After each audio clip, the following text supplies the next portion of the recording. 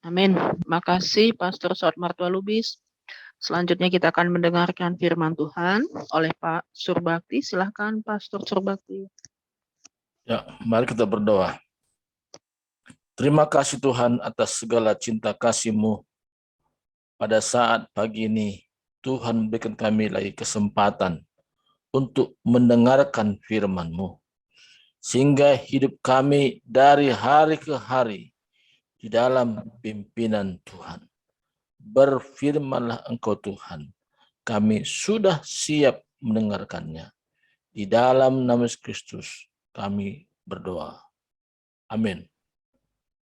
Pagi ini tema yang akan kita bahas bersama yaitu dipimpin oleh Roh Kudus.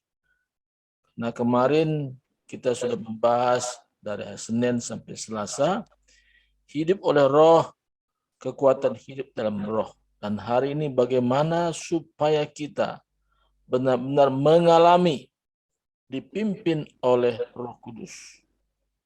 Dasar ayatnya yaitu Roma pasal yang ke-8 ayat 5 sampai ayat yang ke-8. Saya bacakan. Sebab mereka yang hidup menurut daging memikirkan hal-hal yang dari daging. Mereka yang hidup menurut roh memikirkan hal-hal yang dari roh. Karena keinginan daging adalah maut, tetapi keinginan roh adalah hidup dan damai sejahtera. Sebab keinginan daging adalah perseteruan terhadap Allah, karena ia tidak takluk kepada hukum Allah. Hal ini memang tidak mungkin baginya. Mereka yang hidup dalam daging tidak mungkin berkenan kepada Allah. Dari pembacaan ayat ini, kita mengerti dan kita memahami apa yang menjadi penghambat kita tidak mampu hidup dipimpin oleh roh.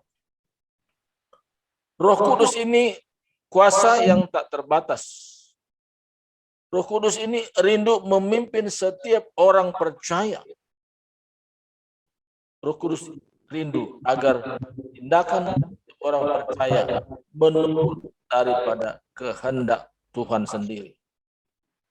Tapi apa yang menjadi penghambat di sini tadi? Yaitu tentang keinginan. Yaitu keinginan daging. Nah, jadi saudaraku dalam Tuhan, persoalan terbesar manusia bukan soal perkara jasmani, bukan soal makan dan minum, tetapi soal keinginan daging. Kenapa ini jadi persoalan? Karena keinginan ini tidak pernah takluk kepada Allah. Dia punya rencana sendiri, dia punya keinginan sendiri yang sangat bertentangan dengan kehendak Tuhan. Makanya hari ini kita belajar bagaimana kita dipimpin oleh Roh Kudus. Hal yang pertama, dari hari ke hari kita ibarat dalam peperangan, ibarat dalam perjuangan, ibarat kita dalam posisi bertanding. Bertanding yaitu bagaimana kita menang atas segala keinginan daging. Apa itu keinginan daging? Keinginan daging ini dia ingin supaya dia tampil, dia ingin supaya dikenal orang, tapi keinginan roh supaya Tuhan yang tampil, Tuhan yang nyata, Tuhan yang kelihatan dan berkata, bukan aku lagi yang hidup, tapi Kristus yang hidup. Jadi bentuk sangat berbeda keinginannya. Kalau keinginan daging, dia tidak mau hidup susah. Sedikit susah menjerit. Ya, tapi keinginan roh, justru dalam susah itu, dia tahu bahwa ini salah satu pembentukan, salah satu bentuk sekolah kehidupan. Bagaimana dari hari ke hari supaya semakin meningkat dan semakin meningkat dan semakin meningkat. Maka saudaraku, untuk kita bisa hidup dipimpin oleh roh, maka hal yang pertama kita harus berani taklukkan namanya keinginan daging. Bagaimana caranya menaklukkannya? Kita tidak lagi konsentrasi kepada keinginan daging, tapi konsentrasinya kepada keinginan roh dan dipimpin oleh roh. Makanya dari hari ke hari kita tidak cukup dengan diisi makanan jasmani, sarapan pagi, makan siang, dan juga makan malam. Tapi kita perlu juga diisi dengan makanan rohani. Ibarat kita makan pagi, makan siang, makan malam. Nah, makanan rohani kita adalah firman Tuhan. Dan firman Tuhan ini menjadi renungan, menjadi acuan, menjadi standar hidup kita. Bagaimana kita dari hari ke hari mengikut Tuhan. Kalau kita menempatkan firman Tuhan menjadi otoritas tertinggi dalam hidup kita, kita memperoleh kemenangan demi kemenangan demi kemenangan dari hari ke hari. Karena Tuhan tertarik melihat sikap kita.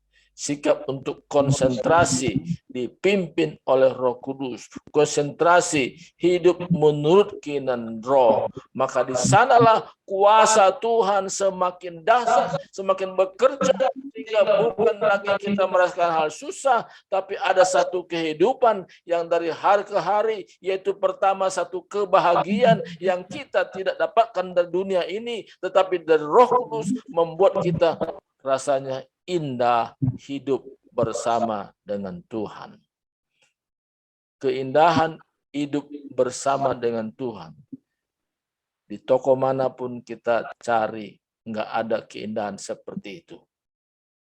Mungkin ada tokonya, toko damai. Ada toko bahagia. Di Depok ada toko bahagia. Tapi ketika saya tanya, ada nggak bahagia di sini? Dia bilang, nggak ada. Hanya toko saja. Ada juga toko damai. Tanya, ada nggak damai di sini? Tidak ada. Tokonya boleh toko damai. Tokonya boleh toko bahagia. Itu sekedar simbol saja.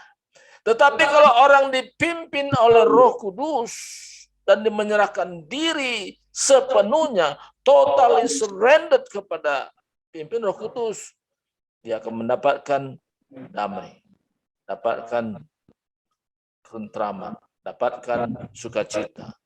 Dia bisa memiliki perkara-perkara rohani. Karena kekayaan kita bukan ditentukan dengan apa yang kita miliki secara jasmani. Kita dihargai bukan karena hal-hal lahiriah ini, tetapi ketika kita menyerahkan diri, dipimpin oleh Roh Kudus, di sana akan terlihat bagaimana Tuhan berkarya dalam hidup kita. Kita yang tadinya merasa orang-orang biasa, yang tadinya tidak sekolah Alkitab atau tidak sekolah tinggi teologi, tapi Tuhan tidak melihat dari sekolah kita, background kita, tapi Tuhan melihat dari kerinduan kita, bagaimana kita dipimpin oleh Tuhan dan berkata, Tuhan, inilah hidupku. Mungkin secara pendidikan terbatas, tetapi kuasa Tuhan tidak pernah terbatas bagi orang yang merindukan hidupnya dipimpin oleh Roh Kudus. Kehidupan orang dipimpin Roh Kudus itu mulai dari konsentrasinya, mulai dari sikapnya. Ketika dia sudah terima Yesus Kristus dan dia yakin Yesus sudah menebus dia dari segala dosa, dia yakin bahwa dosanya sudah diselesaikan oleh Yesus.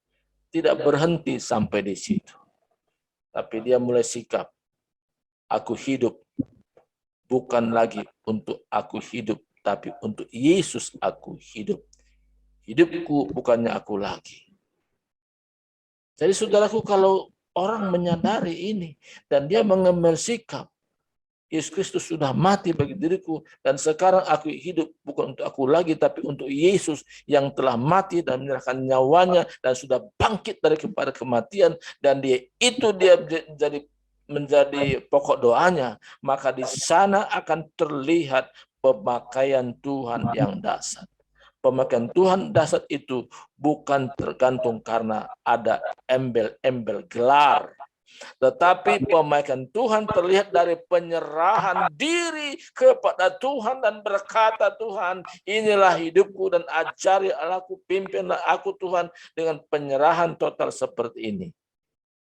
Orang tersebut akan Tuhan pakai dari hari ke hari lebih dahsyat daripada hari-hari sebelumnya.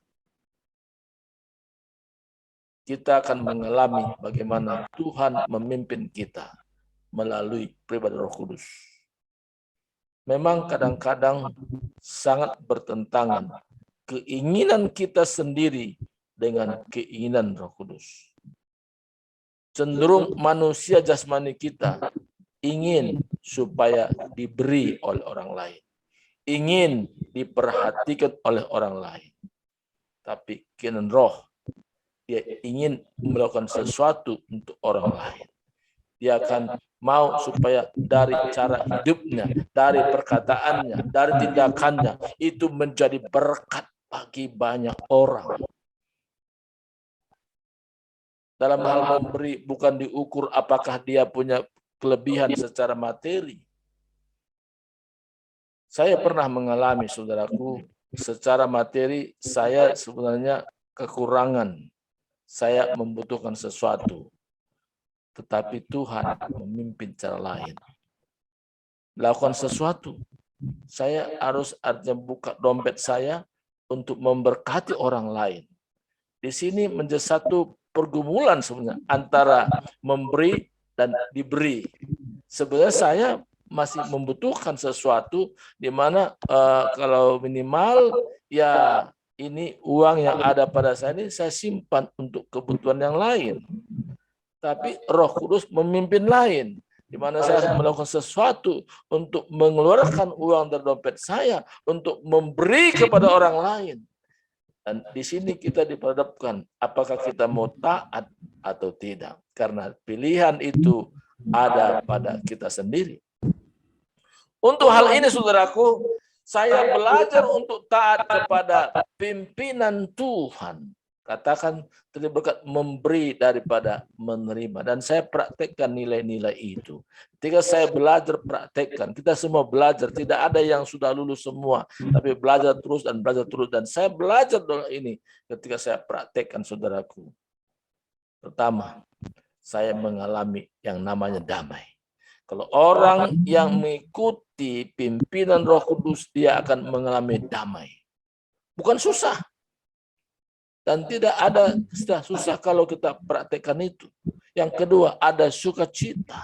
Kita mengalami satu sukacita yang kita dapatkan tidak seperti sebelumnya. Kalau dunia, kalau dia diberi baru sukacita. Kita justru sukacita itu tergantung daripada sikap kita. Kalau kita taat kepada firman Tuhan, kita praktekkan firman Tuhan, kita mengalami namanya damai sejahtera, sukacita. Karena kerajaan Allah bukan soal makan, bukan soal minum, tetapi soal kebenaran, damai sejahtera, dan sukacita oleh Roh Kudus. Roh Kudus mengerjakan dalam setiap pribadi-pribadi dalam hidup kita, sehingga kita menjadi manusia rohani yang orang lain pun heran, kok bisa seperti itu? Apa rahasianya? Dan kita berkata, ini semua rahasianya karena Roh Kudus memberikan kemampuan bagi saya untuk mempraktikkan.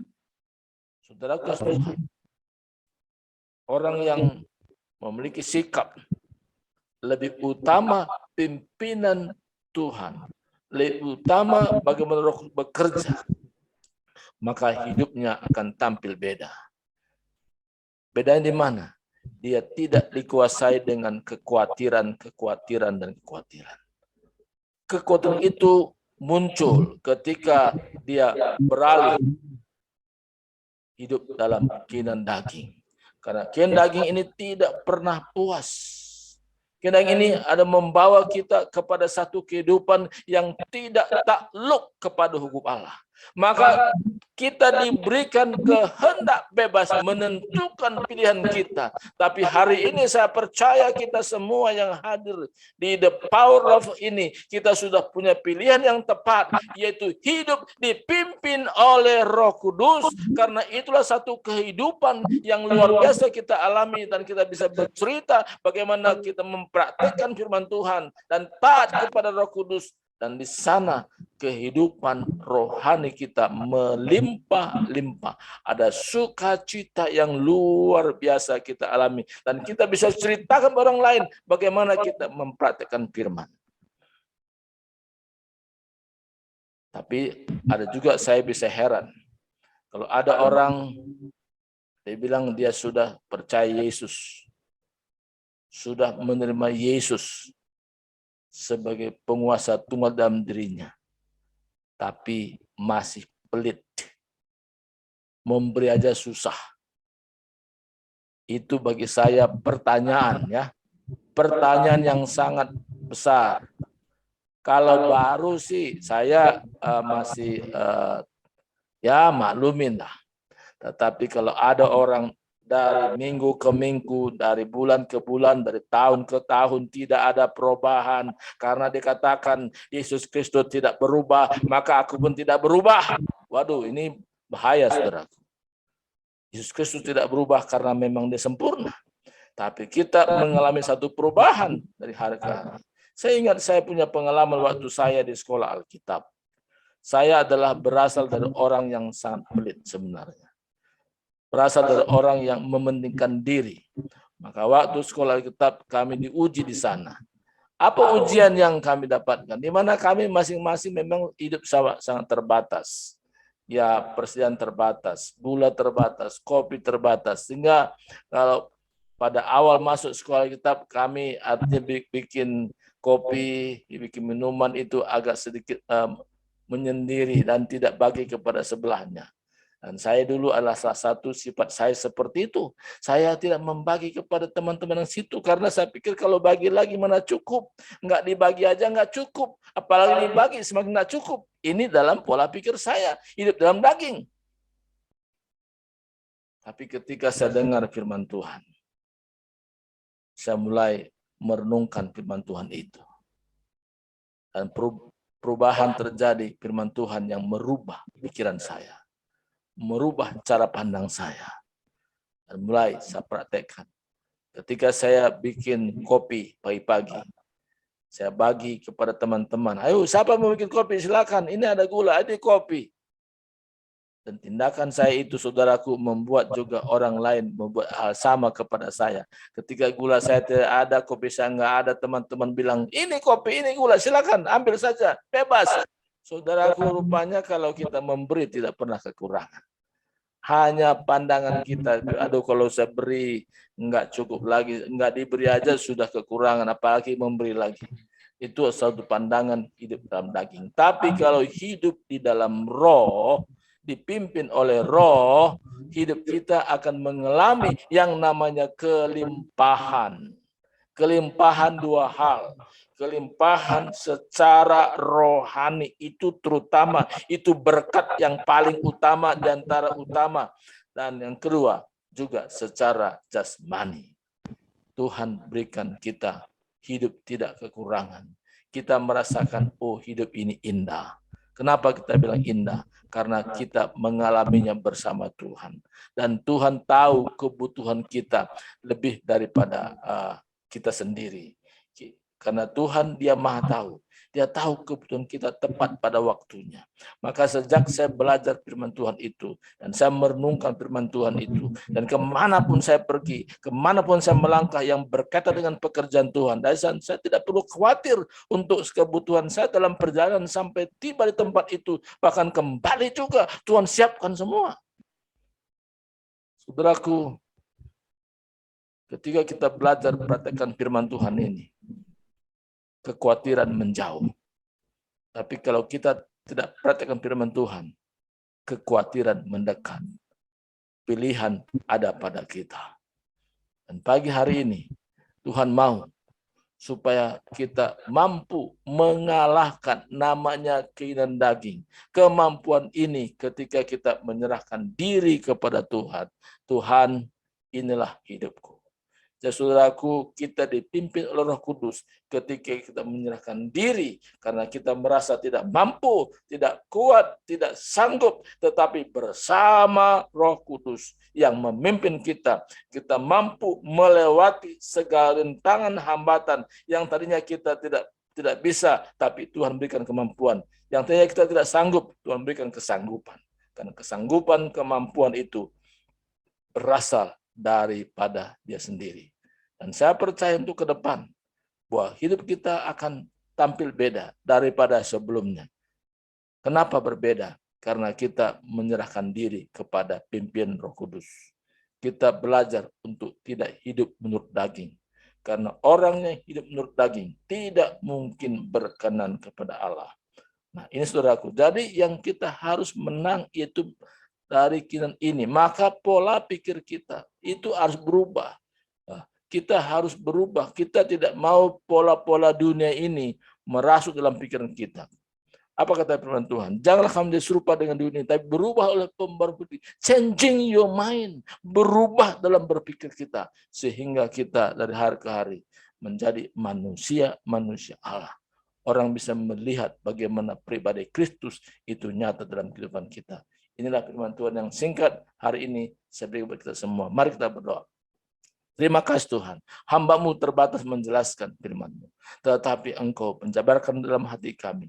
Dari kebenaran firman-Mu, kami semua bukan hanya pendengar-pendengar yang setia. Dari kami semua menjadi pelaku-pelaku firman-Mu. Dan kami bisa ceritakan bagaimana kesaksian kami melakukan firman-Mu dari hari ke hari, dari bulan ke bulan, dari tahun ke tahun. Dan itu firman-Mu adalah benar adanya dan kami praktekkan dan kami hidup sesuai dengan firman-Mu. Maka hidup kami menjadi berkat, menjadi dampak bagi setiap orang di mana kami bertemu. Dalam Yesus Kristus kami sudah berdoa dan bersyukur atas firman-Mu yang kami dengar pada saat pagi ini. Haleluya.